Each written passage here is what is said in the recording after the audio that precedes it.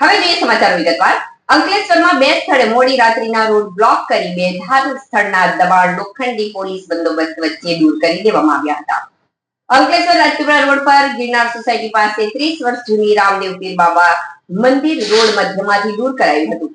શહેરમાં હસ્તી તળાવ માર્ગ પર 60 વર્ષ કરતા જૂની રોડ માર્જિનમાં આવેલ 3 દરગાહને દૂર કરી દેવામાં આવી હતી.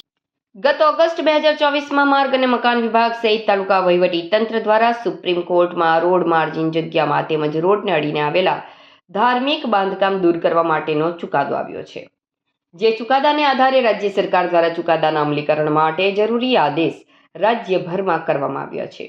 જે અંતર્ગત અંકલેશ્વર એસડીએમના વડપણ હેઠળ અંકલેશ્વર તાલુકાના મામલતદાર, ટીડીઓ, પીડબ્લ્યુડી, હાઈવે ઓથોરિટી અને જિલ્લા પંચાયત માર્ગ અને મકાન વિભાગ પાસે આવા બાંધકામોની વિગતો મેળવી હતી અને 12 થી વધુ રોડ માર્જિનમાં આવતા દબાણ અંગે જે તે ધાર્મિક સ્થળ સંચાલકને નોટિસ પાઠવી હતી.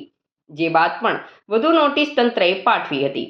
ગત 2 એપ્રિલના રોજ નોટિસ પાઠવાઈ હતી અને બીજા દિવસે 3 એપ્રિલ 2025ના રોજ જ અંકલેશ્વર એસડીએમ અને મામલતદાર દ્વારા ગિરનાર સોસાયટી પાસે આવેલ રામદેવ પીર બાબાના મંદિર, જે અંકલેશ્વરથી રાજપીપળા સ્ટેચ્યુ ઓફ યુનિટીને જોડતા માર્ગમાં આવી રહ્યું છે, તે અંગે સ્થળ તપાસ કરી હતી. જેના 12 દિવસ બાદ અંતે ગત રાત્રિના અચાનક જ વહીવટી તંત્ર દ્વારા ઓપરેશન ડિમોલેશન ધાર્મિક સ્થળ હાથ ધરાયું હતું. બંને સ્થળે ધાર્મિક આસ્થાને ધ્યાને લઈ પૂજા વિધિ કરી હતી. સૌપ્રથમ અંકલેશ્વર શહેરમાં રાત્રે 11 વાગ્યે ગાયત્રી મંદિર પાસે અને બીજી તરફ હરિઓમનગર મીરા ઓટો ગેરેજ પાસે રોડ બ્લોક કરી દેવામાં આવ્યા. બંને તરફ પોલીસનો લોખંડી ખડકલો કરી ધાર્મિક વિધિ પૂર્ણ થતાં જ જેસીબીની મદદથી દરગાહ 3 કબર દૂર કરી દેવામાં આવી હતી. જેના ઢાંચાને બાજુમાં આવેલ કબ્રસ્તાનના અંદર ભાગમાં સુરક્ષિત રીતે શિફ્ટ કરવામાં આવ્યા હતા અને તેના પર રાતોરાત ડામર પાથરી દેવામાં આવી અને રોડ લેવલ કરી દેવામાં આવ્યો. જે દરમિયાન રાજપીપળા રોડ પર ગિરનાર સોસાયટી પાસે સોસાયટીને ગેટ બ્લોક કરી દેવામાં આવ્યો તેમજ મંદિરની ચારે તરફ પોલીસ દ્વારા 70 થી વધુ પોલીસ જવાનો ખડકલો કરી દેવામાં આવ્યો. આ દરમિયાન મંદિર પૂજા કરી મંદિર મૂર્તિ તેમજ અન્ય ધાર્મિક સામગ્રી પ્રથમ ઉપાડી લઈ લેવામાં આવી. જે બાદ જેસીબીની મદદથી મંદિરના ઢાંચાને રાત્રિના 12:30 વાગ્યા બાદ તોડી પાડવામાં આવ્યું હતું.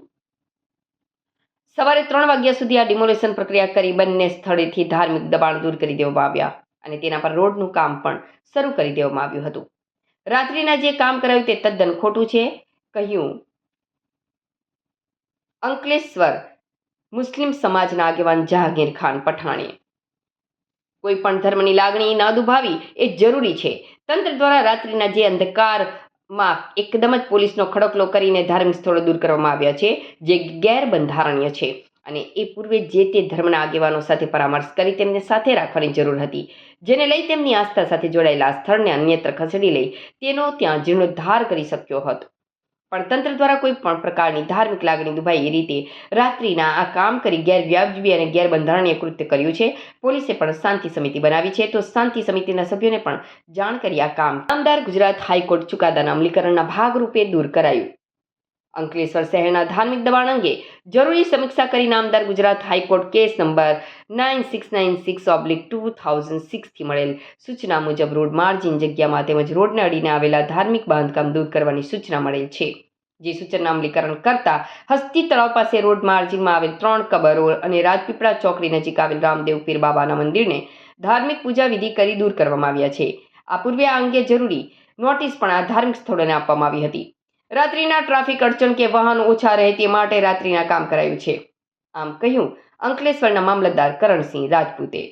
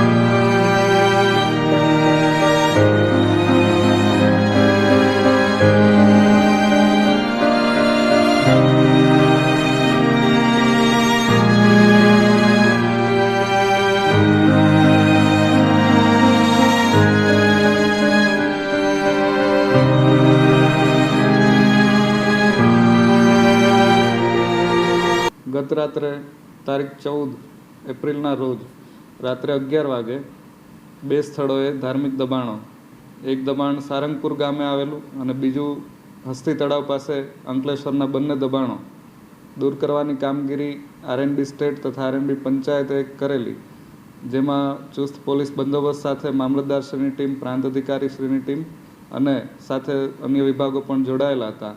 પ્રથમ દબાણ રામદેવ પીરની ડેરી હતી અને બીજું દબાણ 3 કબરો આવેલી હતી હસ્તી તળાવ ખાતે.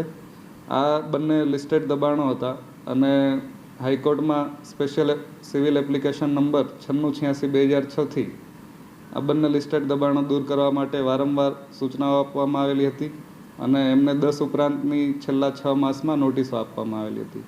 આ નોટિસોના અંતે દબાણો દૂર ન થતાં તંત્ર દ્વારા કામગીરી હાથ ધરી અને ગઈકાલે રાત્રે બંને દબાણો હટાવવામાં આવ્યા છે.